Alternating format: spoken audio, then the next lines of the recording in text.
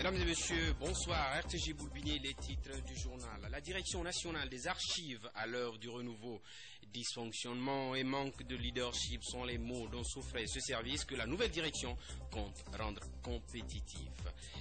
Le point complet, c'est dans cette édition. Et puis par ailleurs, cigarettes, alcool ou la drogue, ce sont ces excitants qui rentrent dans le quotidien des jeunes et qui nuisent gravement à leur santé. Nos reporters nous feront le point complet sur ces substances nocives auxquelles se livrent nos jeunes. Sport, à présent, dans le journal, le Chili face à son destin, c'est au Maroc que se joue le destin pour la qualification de la Guinée à la Coupe d'Afrique des Nations Guinée équatoriale 2015. Le point complet, c'est dans cette édition de nos informations, mesdames et messieurs, que j'aurai l'honneur de vous présenter. Une fois encore, bonsoir et bienvenue dans cette grande édition de nos informations. Bienvenue donc à la une de l'actualité. Je vous le disais dans les titres tout à l'heure. La Direction nationale des archives est un service public de conservation et de documentation. Le service a longtemps été confronté à un réel problème de fonctionnement administratif. Conséquence, les documents d'archives sont soit mal disposés ou mal archivés. Une nouvelle direction vient donc de prendre fonction. Elle s'engage à rendre les immenses, à relever le défi. Mesdames et messieurs, suivez ce reportage. Les guinéennes sont reçues.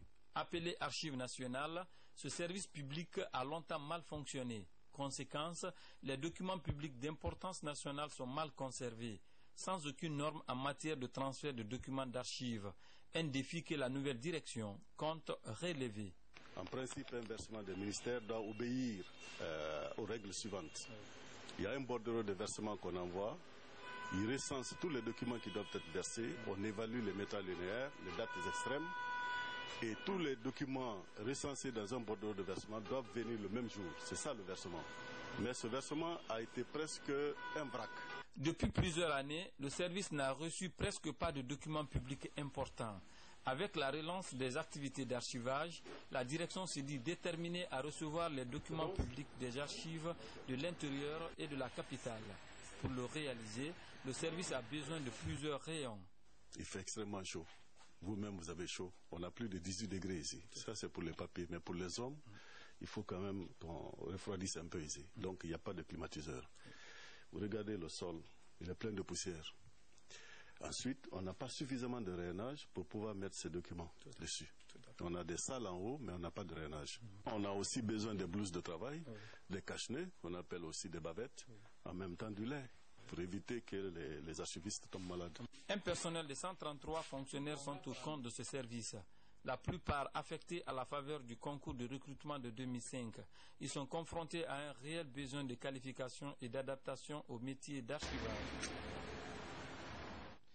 Voilà, vous l'avez compris, nous reviendrons plus en détail sur cet élément qui traite des substances nocives. Pour l'heure, certains fonctionnaires et douaniers ont manifesté aujourd'hui à la primature pour la 3e fois consécutive. Les jeunes réclament leur prise en charge, une situation qui perdure depuis 2009, date de leur engagement au compte de l'administration publique. Suivez. Des douaniers et autres fonctionnaires non pris en charge ont manifesté ce mardi pour la 3e fois à la primature. Ces fonctionnaires non immatriculés à la fonction publique exigent leur prise en charge par l'État. Nous sommes là, nous n'avons rien fait comme du mal. Notre situation ne sont jamais rétablies. Donc nous sommes venus ici, trop c'est trop. Donc nous sommes venus, le Premier ministre a demandé la négociation. Nous sommes à l'attente. Nos arrêtés ont été signés après avoir effectué des stages dans des différents départements de la fonction publique. Depuis 2008, nous sommes là. Nos arrêtés sont falsifiés. Nos noms sont gommés et de nouvelles personnes sont engagées à notre place. Après une concertation avec le Premier ministre et le ministre de la fonction publique, les représentants des manifestants se disent rassurés. Le Premier ministre a tenu compte de toutes nos revendications et nos déclarations parce qu'il y avait des preuves matérielles à l'appui. Nous sommes derrière lui pour une issue favorable. En attendant la prise en charge effective des revendications des manifestants, d'autres restent sceptiques. Pour eux, en cas d'échec, le dernier recours serait le chef de l'État. Affaire à suivre. Voilà, et présent, parlons d'Ebola pour signaler que pour lutter contre cette épidémie dans notre pays, l'ONG Assistance aux Maisons de Dieu, ASMAD, vient d'offrir un important lot de kits sanitaires au quartier Rabitaya Mosquée. C'est dans la commune de Matoto. L'objectif est de renforcer les mesures de prévention contre le virus Ebola dans les lieux de culte. Le reportage est signé Souleymane Kamara. L'ONG Assistance aux Maisons de Dieu, ASMAD, s'implique dans la lutte contre Ebola en Guinée.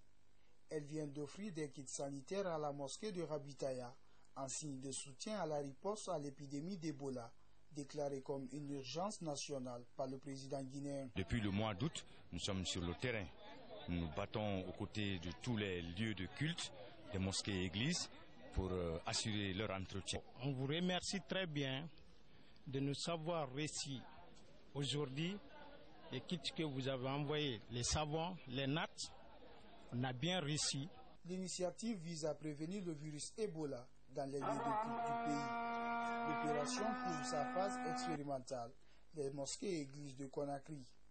À ce jour, une dizaine de lieux de culte ont bénéficié de cette contribution de l'ONG ASMAD. Vénérer Dieu, c'est poser des actes pour les fidèles religieux, les chrétiens et les musulmans. Donc, ça a été notre motivation, donner la joie aux musulmans en créant des conditions meilleures afin qu'ils puissent satisfaire les besoins de la population. Dans les jours à venir, l'ONG Assistance aux Maisons de Dieu envisage toucher plusieurs lieux de culte de l'intérieur du pays. Objectif des initiateurs, sensibiliser les fidèles croyants sur les actions à entreprendre pour une meilleure prévention du virus Ebola. Je vous le disais dans les titres tout à l'heure, la consommation des excitants est devenue un phénomène qui touche toutes les catégories de la population. La pratique prend de l'ampleur et occasionne de graves conséquences sur la santé des populations. Nombreux sont ceux qui ignorent la gravité de ces substances nocives sur l'organisme humain. Suivez ce compte rendu. La consommation des excitants prend de l'ampleur dans le quotidien des habitants de la capitale. Le café noir, le trésor de mer et le café Touba sont entre autres excitants très consommés par les jeunes. Ils sont généralement vendus le long des grandes artères et dans certains bars-cafés qui font l'objet de regroupements.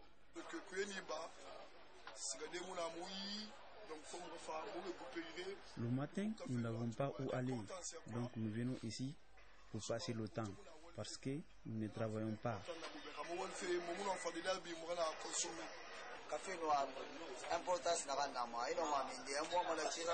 Ces excitants ont une importance. Ils empêchent la fatigue et le sommeil, et permettent d'être relax.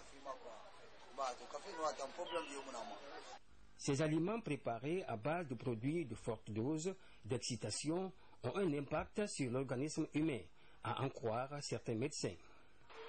Les conséquences des excitants sur la santé de l'homme sont énormes.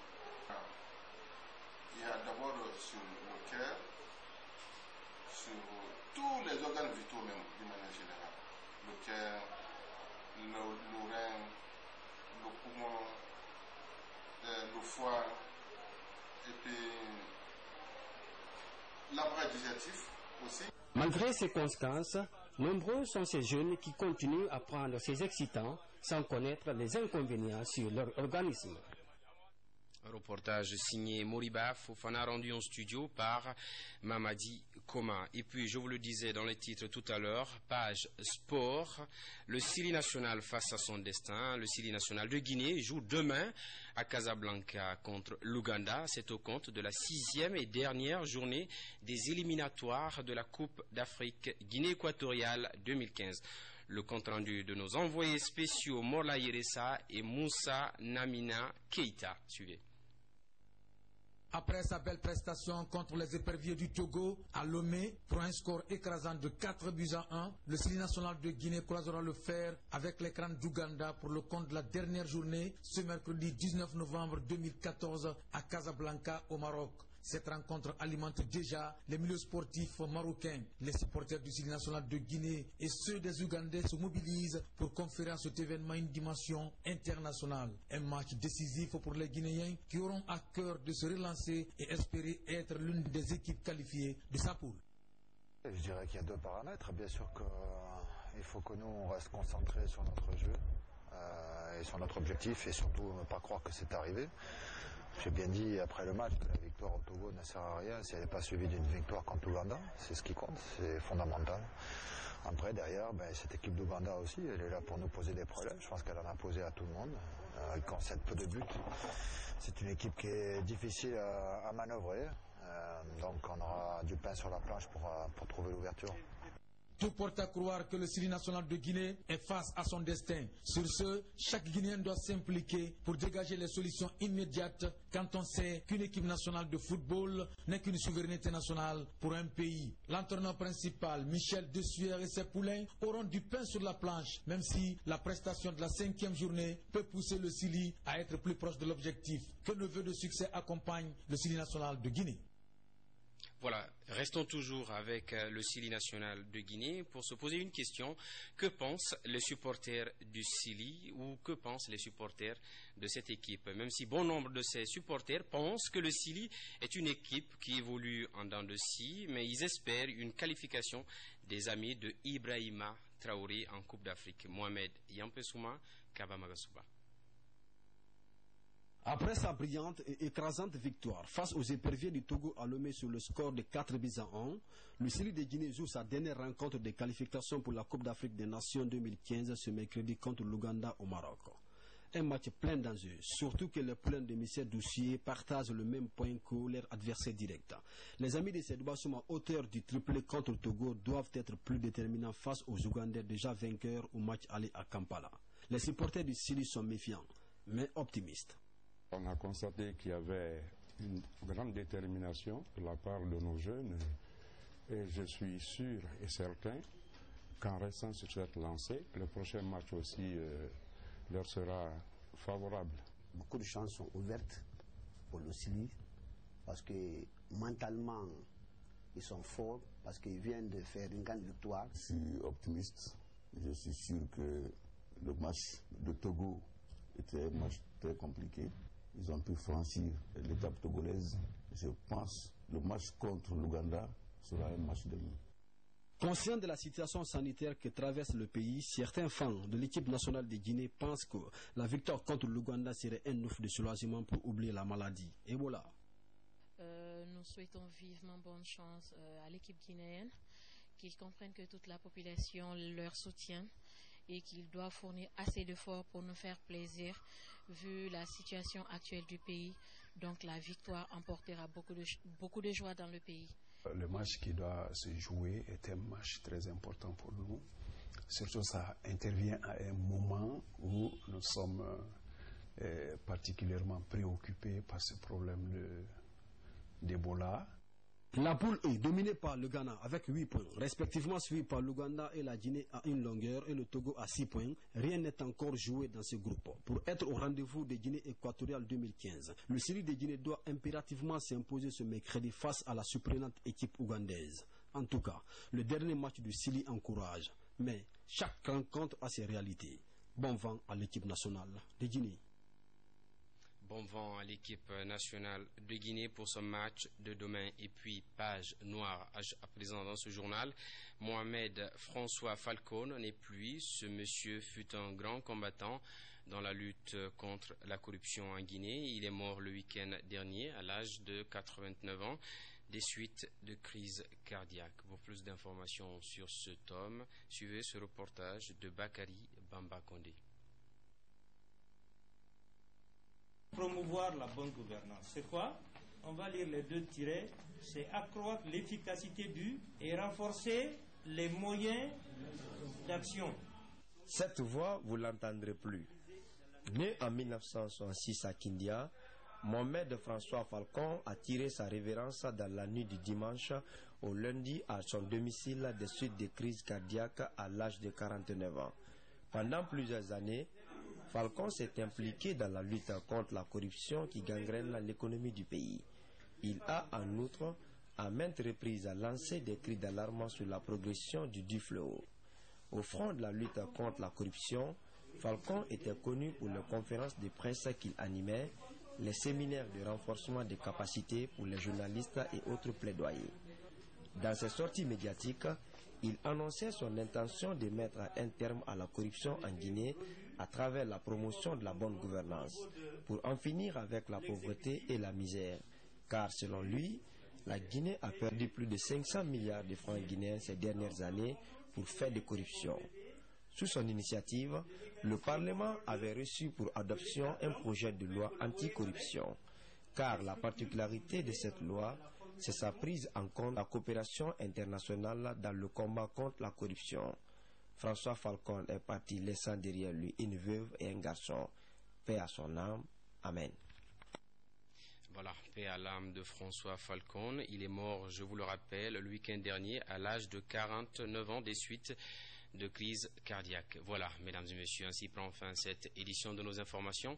Au nom de toute la rédaction de la RTG Boulbiné, je vous dis merci d'avoir suivi ce journal où que vous soyez dans le monde et principalement pour ces braves populations de la RTG Boulbiné que je préfère bien. Bonne suite de programme sur nos antennes et bonsoir.